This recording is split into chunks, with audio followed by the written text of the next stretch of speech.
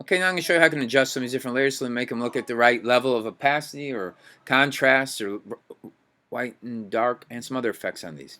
Which I've already done on 2 of these. I'm going to adjust this main character here, John. And a couple ways I can do that. I can make an adjustment layer by clicking down here, and I can change the brightness and contrast.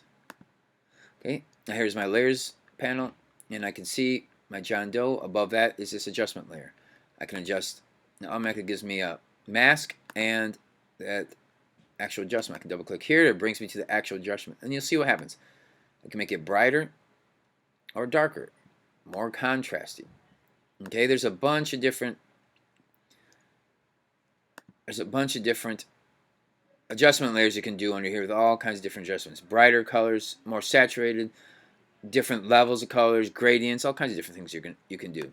Now that at this level affects every layer below it. If I just wanted to affect this layer right below it, I can hold the Option key or Alt key on the PC, position my cursor right between those 2 layers, and now this layer is just affecting the layer right below that. I can always undo that or delete this layer if I want. I decided I'm going to delete this layer. Delete, yes. Okay, next I'm going to do some filters to adjust this. I decided I want that layer back. Command Z, and there's my layer back.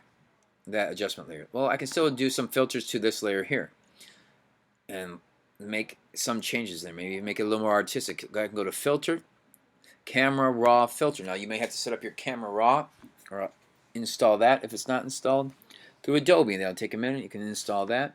It gives you a lot more changes you can do. I can, through Camera Raw, I can raise the exposure, make it overall brighter or darker. I can make it a little more contrasty. My highlights can make brighter. My shadows I can make darker or brighter. The whites can become even more white. The blacks even more towards the black. Could add all kinds of other things to this. I can also adjust some of the colors, monochrome. A lot of different things I can adjust here. There's a bunch of other things I can do. Color, but there's not really any color in this. But there's all kinds of different effects I can do underneath this Camera Raw filter. I'll say okay. I like how that looks. Might be a little too bright, but that's okay. I can always change that later. I'm still in this layer. I can add one more filter. I'm going to add filter. And this one I'm going to go to my filter gallery. And there's all kinds of creative effects that gives me some different feelings, right? Different feelings for this image. And you can adjust how they look over here. I'm going to go to the paint daubs, which makes it look sort of like a painting. Okay, I don't want to get too crazy like this, but I can just raise it up a little bit and change its sharpness so it looks a little more painterly, a little more relaxed, like an older school painted poster. Okay, and say okay, and there we go. Now that's what I also did with this guy in the background here, and I think, yes, I did do it with this. I'm going to do it to this layer one more time. Filter and filter gallery, and there it is. Paint daubs. That might be a little too big for those smaller images, so I'm going to lower that a little bit, lower the sharpness a little bit, and say okay. And there we are. Now I'm ready to go. And when I cut these out, each of these also had a filter or a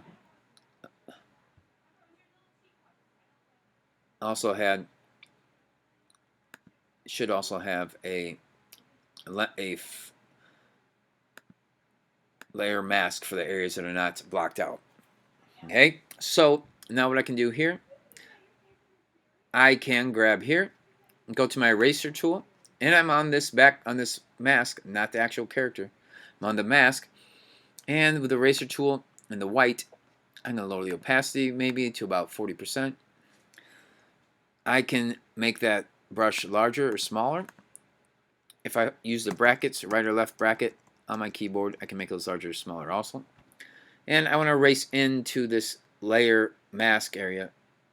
But in order to see that, I want to make this guy invisible, this layer invisible for a second here. And I can erase into there. Now a couple erases will give me 100%. And it sort of blends it in there a little more naturally. Okay. Good.